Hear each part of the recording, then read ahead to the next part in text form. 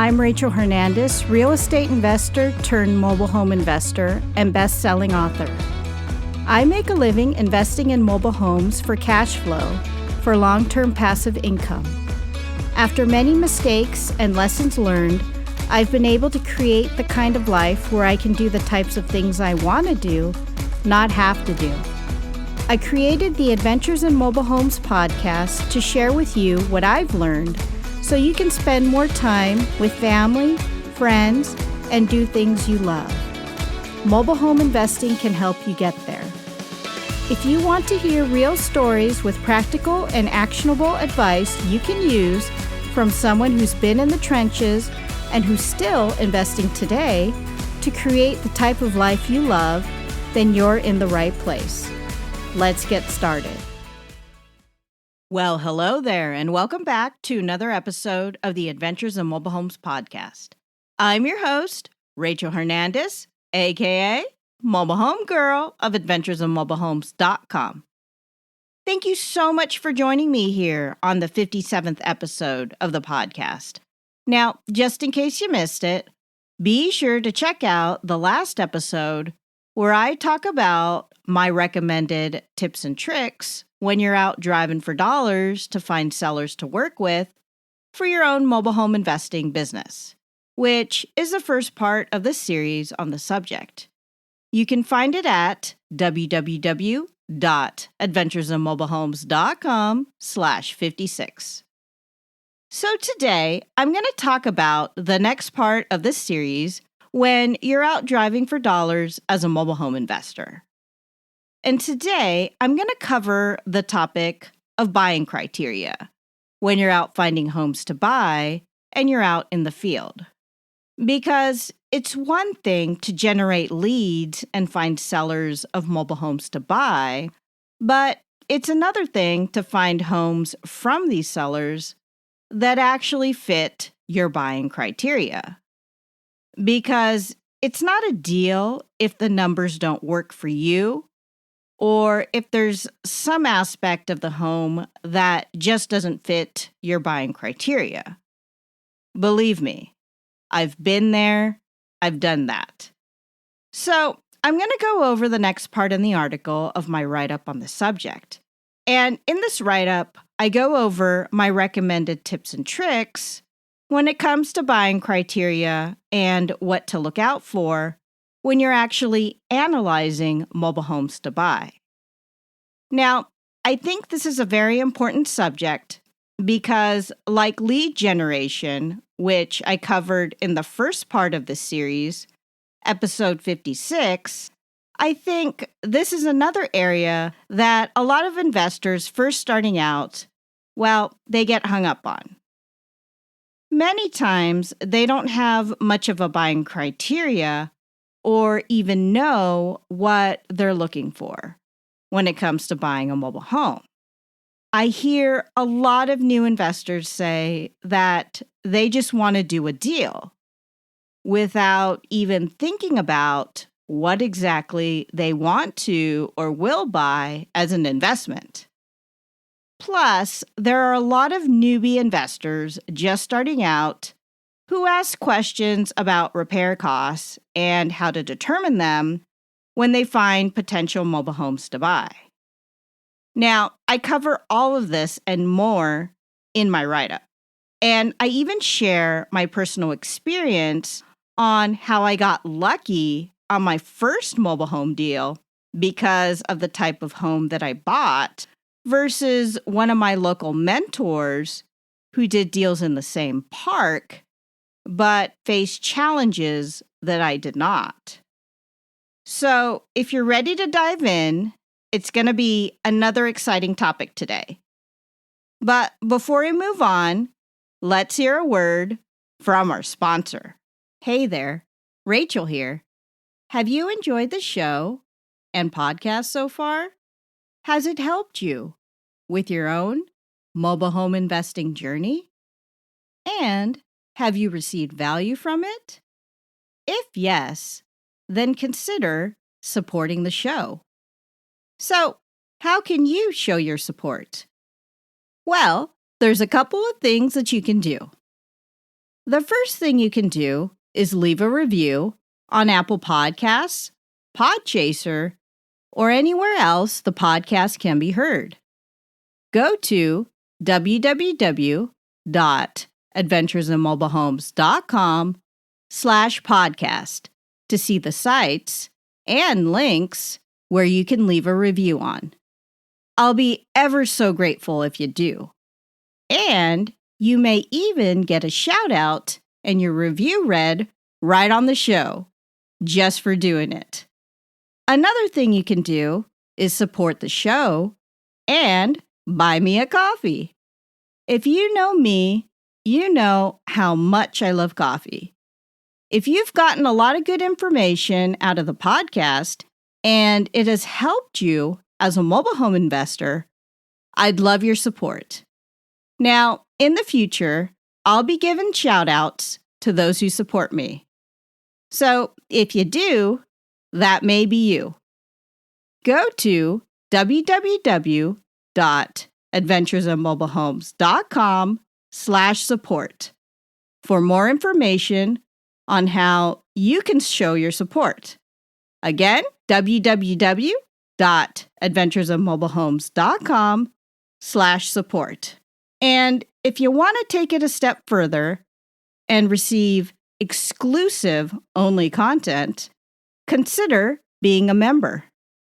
On the support page there, you'll find info about how you can view exclusive content, including access to new videos and blog posts, a shout out in a future episode for your support, access to video replays on my past speaking engagements if you haven't seen me speak yet, and more. Check out www.adventuresinmobilehomes.com/support to find out more. Thanks so much for continuing to listen to the podcast and for your support. Now, back to the show. Okay, first things first. Before I get into things, since we're on the topic of driving for dollars, just in case you missed it, be sure to check out my episode on the subject, which is episode 53 of the podcast. Here, I go into what driving for dollars is and some background information on what it's all about and how it's helped me as a real estate investor as well as a mobile home investor. You can check it out at www.adventuresinmobilehomes.com/53. Now, getting back to things, so last time I talked about my tips and recommendations when driving for dollars and generating leads to find sellers to work with. When it comes to real estate investing, lead generation is a very important topic. And knowing how to generate leads on a consistent basis in order to find motivated sellers to work with is the lifeblood of this business. Because if you can't generate leads, meaning the right types of leads, motivated seller leads, then you can't really do deals as a mobile home investor. So that's the first part of the equation, actually generating leads and finding motivated sellers to work with. Now, I'm going to go into the second part of the equation, and that is the home or property itself. Once you know how to generate leads, exactly what types of homes do you actually buy? And that leads me into the subject of buying criteria. Now, as I mentioned earlier, a lot of investors just starting out, they don't really have any type of buying criteria. Time and time again, I just hear them saying or see them posting in the real estate forums that they just want to do a deal. But what does a quote-unquote deal actually mean? Or do they know what it means themselves? just making money and profiting off of a piece of real estate that they bought? Is that what a deal is? Sure. But in order to do this, you must know how to analyze the numbers. You must know how to analyze repairs and costs on how to fix up homes, to sell these types of homes that people are willing to pay for and live in, to make a profit as a mobile home investor. Without this knowledge and skill set, you won't be successful as a real estate investor. Sure, you can go and do things haphazardly using trial and error, or you can learn from someone like me, a pro, who has the experience and knowledge on the subject. So you don't make the same mistakes as everyone else. The choice is up to you. Now, getting back to things, in my write-up, I go over the subject of buying criteria and what's important when looking for homes to buy as a mobile home investor. I go over my personal experience with the types of homes I personally recommend buying for investors who are just starting out. I also go over what has worked and what has not worked with the types of homes that I've bought in the past. And it's funny because I really thought certain types of homes would do better than others, but I was wrong.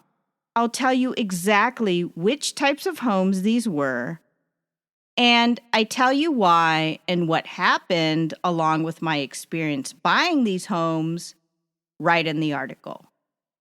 So I go into how now, as a mobile home investor, my buying criteria has changed and evolved, and the types of homes I prefer to buy when buying homes to add to my portfolio, and my reasons why. Because I'll be honest, I've learned a lot through experience, and I want to share my experiences with you so you don't make the same mistakes that I did. Because honestly, in life and in business, history does tend to repeat itself. Moreover, I also go over what really matters when it comes to pursuing leads on homes that you find when working inside mobile home parks, which is what I do and what Lonnie Scruggs, the godfather of mobile home investing, did too. I tell you exactly what to look out for when it comes to determining repairs on these homes, including the types of homes I prefer to buy and why when it comes to the types of repairs I'm willing to do and the types of repairs that I'm not willing to do. I also go into the features of these homes and my experience on what features are more attractive to the buyers that I've marketed and worked with, which have helped me to sell these homes quicker in the past. Plus, I talk about my first deal and the types of features that particular home that I bought had, which helped me to sell it quicker than one of my local mentors who did deals in the same park, whose homes tended to sit on the market longer. I talk about the challenges and obstacles that my mentor faced, which I didn't have to deal with because of the types of homes I bought and why. I also talk about fix-up work and some of my tips and recommendations on how to determine what types of homes to buy when it comes to the amount of work needed. I share with you my exact process on how I personally work with contractors when it comes to fixing up these homes, including the types of contractors that I prefer to work with and why. Also, I share with you my advice on the types of homes beginner investors should buy and why it can be riskier to buy certain types of homes over others. I go into the features of the homes that I currently buy and what investors first starting out should buy as well. I also go into the process of fixing up the homes and determining how long it will take to fix these homes so that you can calculate it into your lot rent costs when they sit empty while you fix it up to put on the market. I share with you my journey on what I did when I first started out and bought homes to fix up, and how that is different than what I do in my process today when I have homes that I buy and need to fix up and put on the market. Lastly, I talk about my best advice when it comes to buying criteria for anyone just starting out as a mobile home investor. And I share with you what is the best and safest route to do when it comes to finding homes to buy for your own mobile home investing business. So there you have it. What I talk about in the next article in my series on the topic of driving for dollars, which covers buying criteria and the types of homes to buy when you're just getting started as a mobile home investor. Again, I go over the process step by step in my write-up and exactly what I recommend when it comes to finding these homes when you're out in the field and determining costs. Honestly, I share with you things that I don't talk about in the podcast or in my blog, Adventures in Mobile Homes, just in the write-up. And again, this is a series which is the second part of the write-up on driving for dollars and my recommended tips and tricks. Because there's so much to cover on this subject, and I have so much to say. Now, this write-up on my recommended tips and tricks when going out driving for dollars, which goes over my recommended buying criteria and experience when looking for mobile homes to buy, is exclusively available to members of my support page.